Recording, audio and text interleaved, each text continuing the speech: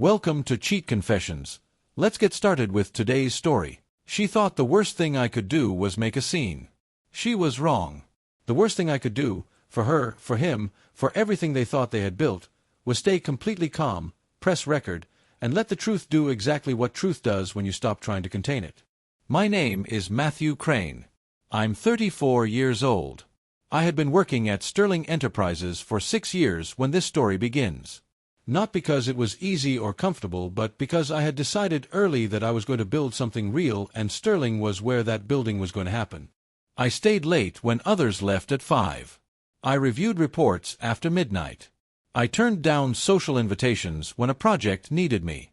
Not because I was without a life, but because I understood that the things worth having require the kind of investment that most people decide isn't worth making. By the time the annual Sterling Enterprises dinner arrived, I had been identified as one of the top candidates for a significant promotion. Not officially. Not yet. But the conversation had been happening in rooms I wasn't in, and the right people had mentioned my name in the right context often enough that I knew it was coming. The dinner was where promotions were announced. Not in emails. Not in quiet office conversations. In front of hundreds of executives, clients, and colleagues. If your name was called, it meant you had arrived at something real. I had worked 6 years for that moment. I also had a wife named Francesca who had been beside me for all 6 of those years. She was the person who reminded me why the sacrifice was worth it on the evenings when I was tired enough to forget. She was the person who believed in me when the work felt invisible. She was, I believed without reservation, my biggest supporter. I want to be precise about this because it matters for everything that follows. I did not have doubts about Francesca before that night. I had no reason to. She had never given me one. Which means that what I discovered at that dinner did not confirm a suspicion I had been managing. It arrived without warning, from a direction I wasn't watching, and it dismantled everything I thought I knew about the life I had built in the time it takes to walk down a hallway. The venue was exactly what Sterling Enterprises favored for occasions like this. Formal, impressive, the specific kind of room that communicates to everyone in it that what happens here matters. Francesca was extraordinary that evening. She had always been effortlessly at ease in social situations, but that night she carried herself with a particular confidence that drew people toward her. My colleagues noticed. Senior partners who barely acknowledged most employees found their way into conversation with her. I stood beside her for the first hour watching people respond to her and feeling the specific quiet pride of a man who knows he has chosen well. Gerald Whitmore was my direct supervisor and had been for 3 years.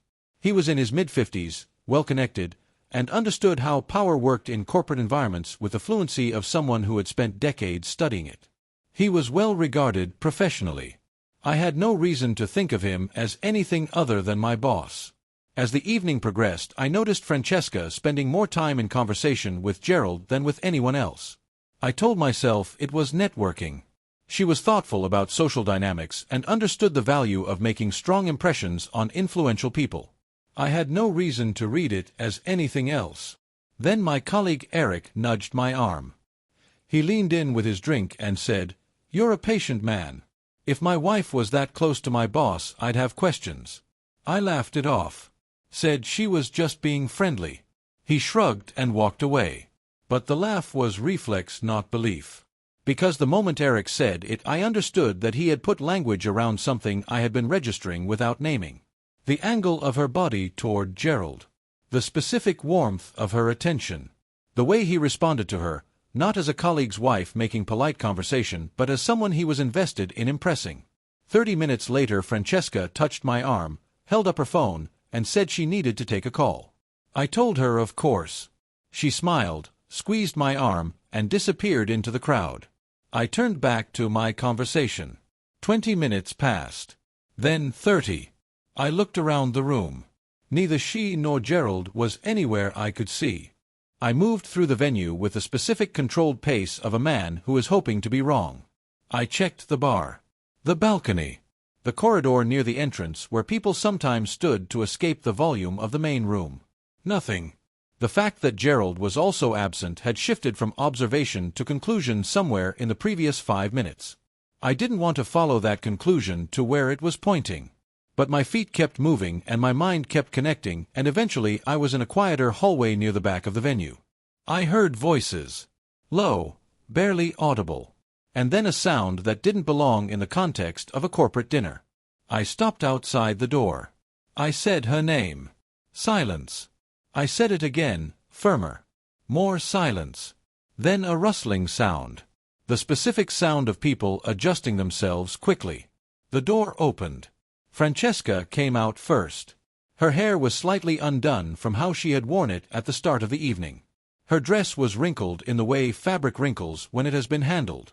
Her face was flushed, and when she saw me her expression moved through three things in rapid sequence: the instinctive attempt at a normal face, the failure of that attempt, and then the specific expression of someone who has been caught completely. Gerald came out behind her. His tie was loose, his top button undone. His face was harder to read than hers, the controlled expression of someone assessing damage rather than experiencing it. The three of us stood there for a moment. Nobody spoke.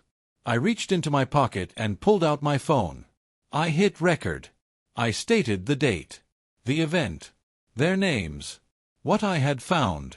Gerald stiffened. Francesca said my name and reached toward me. I lifted one hand and she stopped. I held the recording for another few seconds, long enough to be unambiguous. Then I stopped it. I pocketed my phone. I looked at both of them for one final moment, not with rage, not with tears, with the specific clarity of someone who now has everything they need, and I turned and walked back through the venue, through the main doors and out into the parking structure. I drove home alone. The drive home was quiet in a way that felt appropriate. My phone was buzzing in the passenger seat. Texts from Francesca. A missed call. Then another. I didn't look at them. I didn't need to.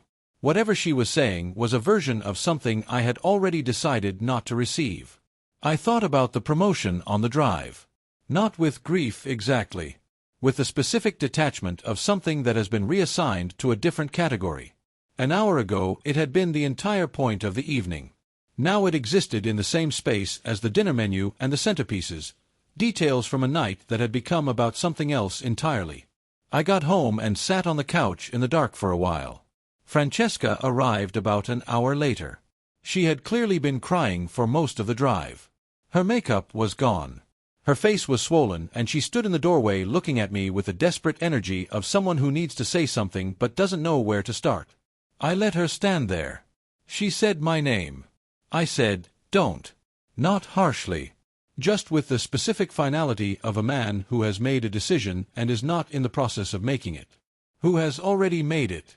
She stood in the doorway for a long time. I sat on the couch.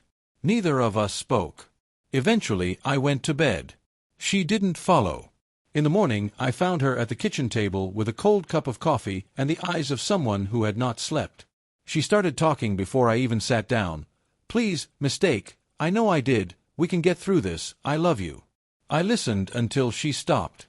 Then I told her the marriage was over. She asked if there had been others. She didn't answer. I stood up. I told her she could stay in the house until the divorce was finalized. After that she would need to make other arrangements. I told her calmly, without satisfaction, without cruelty. Then I walked away.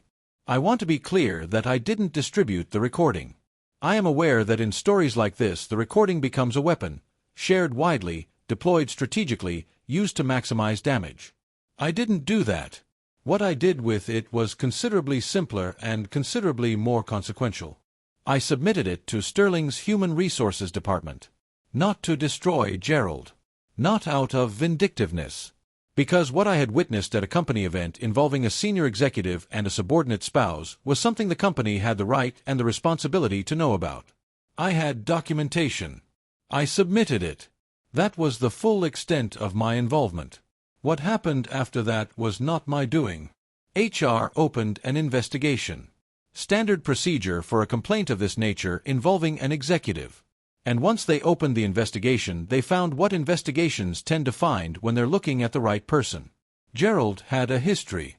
Multiple incidents across multiple years involving female employees and women connected to employees. Some clearly consensual. Others considerably less so. A pattern of using his position to create situations where professional leverage and personal interest overlapped in ways that benefited him. HR had been aware of murmurs before. They had not had documentation. Now they did. The recording I had submitted was the key that opened a room that had been sealed for years. Within a week, Gerald was on leave. Within 2 weeks, he was terminated. His departure was not quiet. The investigation had surfaced enough that the company felt the need to make the nature of it clear to the board and to certain clients. A man who had controlled opportunities and decided careers for over a decade was gone. I heard about it the way you hear about events you're no longer central to, through the ambient information of a workplace operating normally around you. Colleagues mentioned it. A manager gave me a formal update given my involvement in initiating the investigation. I thanked her and went back to work. I wasn't celebrating. I wasn't satisfied. By the time Gerald's career ended, I had already moved several steps forward in my own life, and his ending registered as distant information rather than a personal outcome. The divorce took 4 months. Francesca retained an attorney, and the process had its procedural complications, as these processes always do. But there was no significant contest on the fundamental terms. She had been caught, documented, and had confirmed under direct questioning that Gerald had not been the first instance of infidelity in our marriage. That last part had arrived as a separate blow in the kitchen the morning after. I had asked directly, was it just Gerald or were there others? She hadn't answered. I had sat with that silence for a long time. Not because I needed the specific information to make my decision, I had already made it, but because it recontextualized things. The marriage I had believed in had been something different than I knew. I wasn't sure for how long or to what degree, and I made the decision not to pursue that information further. Knowing the specific details of what I didn't know would not help me build what came next. I focused on the logistics. The house. The accounts. The assets. I worked with my attorney the same way I worked on projects at Sterling, methodically, without letting emotion interfere with precision, focused on the outcome rather than the grievance. Francesca moved out about 6 weeks into the process. She went to stay with her sister. We communicated almost exclusively through our attorneys after that, and the absence of direct contact made the whole thing cleaner and faster than it might otherwise have been. On the day the divorce was finalized, I went to work, completed my regular responsibilities, and had dinner alone at a restaurant I had always liked but we had never gone to because she didn't enjoy that kind of food. I ordered what I wanted.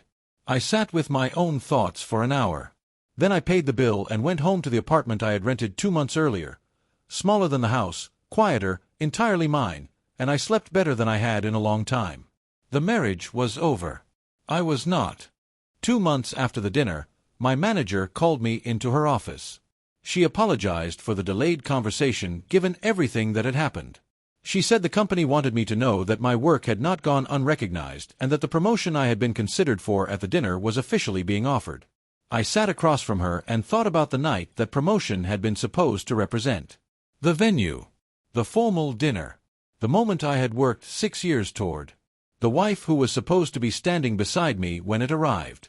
Then I thought about everything that had happened since that night and about the man currently sitting in this office, clearer, more settled, more honestly himself than the man who had walked into that dinner. I accepted the promotion. Not as compensation for what I had lost. Not as proof that everything had worked out. But because I had worked for it genuinely and it was mine and accepting it was the correct and honest thing to do. My new role came with different responsibilities, a different team, and an office that no longer placed me in the daily orbit of everything that had happened. That wasn't why I wanted the promotion. But it was not unwelcome. I threw myself into the new work with the same focused investment I had always brought. The late evenings. The careful preparation. The standard I had set for myself long before any of this happened, and that remained mine regardless of everything else. Work had always been the thing that made sense when other things didn't. The reliability of a problem that could be solved through sufficient attention and effort.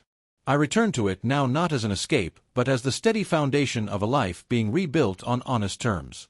6 months after the dinner, I received a performance review that described my contribution to the new role as exceptional. I read it, filed it, went back to work. The promotion had arrived. It had arrived later than planned, and in circumstances I had never imagined. But it had arrived. And I had been ready for it. 8 weeks after the divorce was finalized, my phone buzzed late on a Tuesday evening.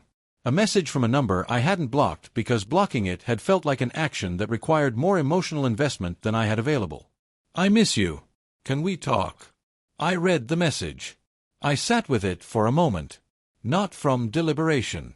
From the particular experience of reading something that arrives too late to mean what it was meant to mean. Like a letter that was written for a version of a situation that no longer exists. She missed me. I believed that was true. People miss what they have destroyed, sometimes more intensely than they valued it while it was intact, because destruction has a way of clarifying worth that presence never quite manages. What I felt reading it was not anger. Not sadness. Something quieter and more permanent. The specific feeling of a door that has been properly closed. I deleted the message. I set my phone face down on the table. I went back to what I had been doing before it arrived. That was the last communication I received from Francesca. What I know about the life she went on to build, I know only from the ambient information of a small city, a mutual acquaintance's passing comment, a name mentioned in a context I moved quickly past. She was living her life somewhere in the same city, and that life was entirely separate from mine. I had moved to a better apartment by then. One with a view I actually liked, in a neighborhood I had chosen for myself rather than us. The space was entirely mine, and I had furnished it and arranged it and lived in it as the specific person I actually was rather than the person a shared life requires you to partially perform. Some people ruin their lives and never fully understand how or why they did it. I had been ruined by one of those people. The difference was that I understood exactly what had happened. I had documented it. And then I had built something better on the cleared ground. That turned out to be enough. Thank you for watching.